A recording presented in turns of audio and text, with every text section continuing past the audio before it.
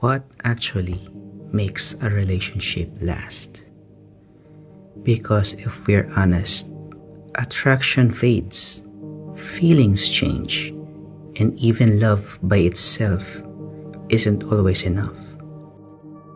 So what holds two people together for the long term? Is it chemistry, compatibility, or is it something deeper? Today I want to share a perspective that's often misunderstood. The idea that strong relationships are built not just on feelings, but on responsibility, roles, and a shared purpose.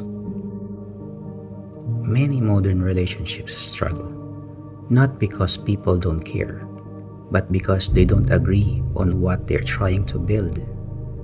Some prioritize emotion, some prioritize independence, but very few talk about responsibility.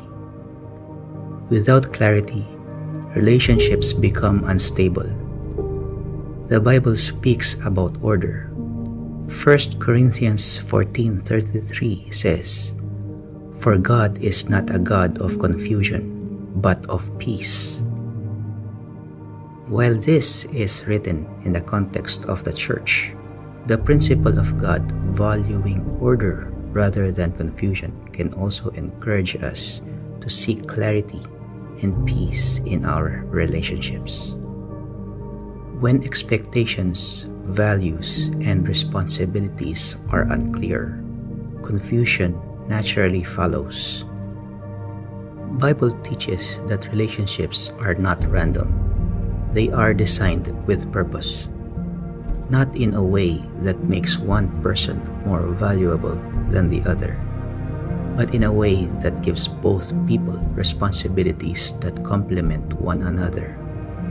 Traditionally, a man is called to lead, protect, and provide. A woman is called to support, trust, and nurture, not because one is greater than the other, but because both roles are essentials. Ephesians 5:25 says, "Husbands, love your wives, just as Christ loved the church and gave himself up for her." That isn't relationship through control. It's leadership through sacrifice. And ladies, let me clarify something. When I say a man should provide and protect, I don't mean he has to be rich.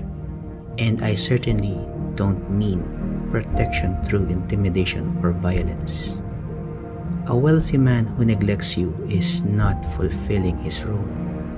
A man who is physically strong but hurts you, whether physical, emotional, or verbally, is not protecting you. Biblically, provision and protection are matters of character, not wealth and strength.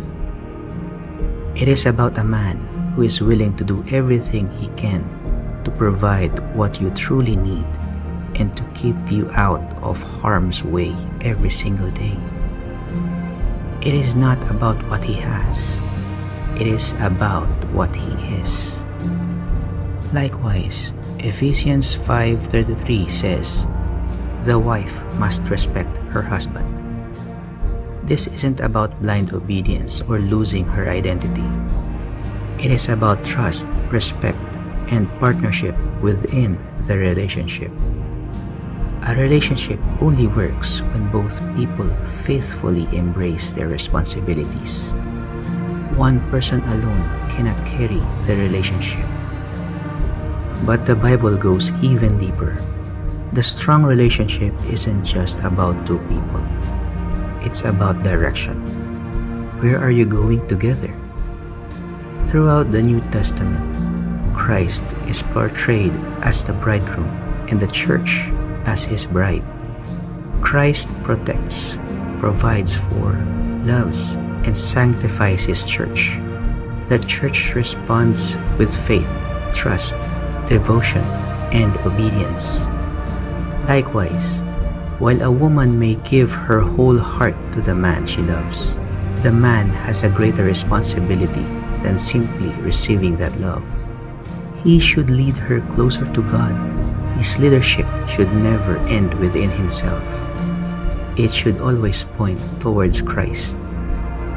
That is why Matthew 6:33 says, "Seek ye first the kingdom of God and His righteousness, and all these things shall be added to you."